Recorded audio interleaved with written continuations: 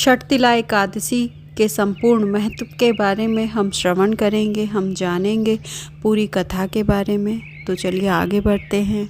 मैं हूँ डॉक्टर दीपा, आप सभी को नमस्कार करती हूँ। तो षटतिला एकादशी के बारे में युधिष्ठिर श्री कृष्ण जी से पूछ रहे हैं कि भगवान माघ मास के कृष्ण पक्ष में कौन सी एकादशी होती है, उसके लिए कैसी विधि हमें करनी चाहिए जिसको करने से इसका पूर्ण फल हमें प्राप्त हो। श्री कृष्ण भगवान बोले, हे युधिष्ठिर, मैं षटतिला एकादशी यानी कि जो माघ मास के कृष्ण पक्ष में एकादशी आती है उसको षटतिला एकादशी के नाम से जानते हैं। जो भी मनुष्य इसका व्रत उपवास करते हैं, पूजा पाठ करते हैं, उनको इसका संपूर्ण फल प्राप्त होता है, उनके समस्त पापों का नाश होता है। हे युधिष्ठिर, मैं तुम्हें इसकी संपूर्ण कथा सुनाता हूँ। हे युधिष्ठिर, मृत्युलोक में आए दिन प्राणी मनुष्य प्राय कुछ पाप कर्म करते रहते हैं, उन्हें नरक में न जाना पड़े, इसके लिए इस एकादशी का व्रत उपवास किया जाता है।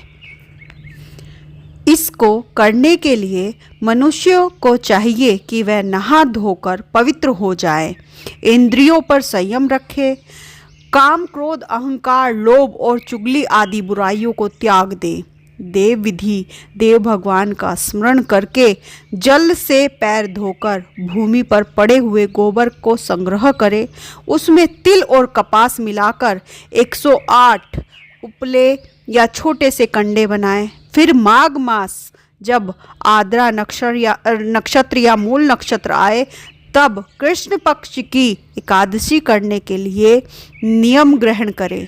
भली भांति स्नान करके पवित्र शुद्ध भाव से देवाधिदेव श्री विष्णु जी की पूजा करें। कोई भूल हो जाने पर श्री कृष्ण जी का नाम उच्चारण करें। रात को जागरण करें और होम करें। चंदन, अगर, धूप, कपूर, नैवेद्य आदि सामग्री, शंख चक्र और गदा धारण करने वाले देवधर श्री कृष्ण जी की पूजा करें। तत्पश्चात भगवान का स्मरण करके बारंबार श्री कृष्ण जी का नाम उच्चारण करते हुए कुमड़े यानी कि कुमड़ा बोला जाता है, मीठा जो लौकी होता है उसको हम पेठा भी बोलते हैं, कद्दू होता है उसको कुमड़ा बोलते हैं, कुमड़े, नारियल अथवा बिजोरी के फल से भगवान को विधि पूर्वक पूजन अर्घ दे। अन्य सब सामग्रियों के अभाव में 100 सुपारियाँ इस्तेमाल की जा सकती हैं। अर्घ का जो प्रार्थना है वो इस प्रकार है। सच्चिदानंद स्वरूप श्री कृष्ण, आप बड़े दयालु हैं, हम आश्रयहीन जीवों पर आप आश्रयदाता होइए। हम संसार समुद्र में डूब रहे हैं, आप हम पर प्रसन्न होइए। कमल नयन, विशु भावन, सब्रहण्य महापुरुष, सबके पूर्वज हो आप, आपको हम नमस्कार करते हैं। मेरा दिया हुआ अर्घ आप लक्ष्मी जी के साथ स्वीकार करें। तत्पश्चात ब्राह्मण की पूजा करें, उसे जल का घड़ा, छाता और वस्त्र, जूता वस्त्र दान करें। दान करते समय ऐसा कहें कि इस दान के द्वारा भगवान श्री कृष्ण मुझ पर प्रसन्न हो। अपनी शक्ति के अनुसार श्रेष्ठ ब्राह्मण को काली गाय का दान भी किया जा सकता है। श्रेष्ठ विद्वान पुरुषों को चाहिए कि तिल से भरा हुआ पात्र भी इस दिन दान करें। उन तिलों को बोने पर जितनी भी शाखाएं पैदा हो सकती हैं, उन्हें 1000 वर्षों तक जितने भी तिल उससे उपजेंगे तो उतने 1000 वर्षों तक स्वर्गलोक में प्रतिष्ठित होता है वह व्यक्ति जो तिल का दान इस दिन करता है।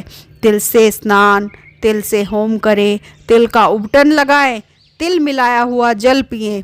तिल का दान तो आपको मैं पहले ही बता चुकी हूँ, और तिल को भोजन के काम में ले।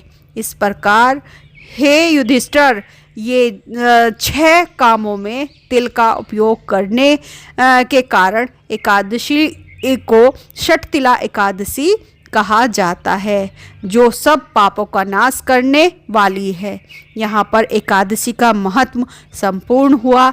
एकादशी के दिन जो भी व्रती पुरुष या महिला होते हैं, व्रत उपवास रखते हैं, जो भी इसका विधिवत पूजन करते हैं, श्री विष्णु का सहस्त्र नाम पाठ भी आपको अवश्य कर लेना चाहिए। तो आप सभी को एकादशी की बहुत बहुत शुभकामनाएं।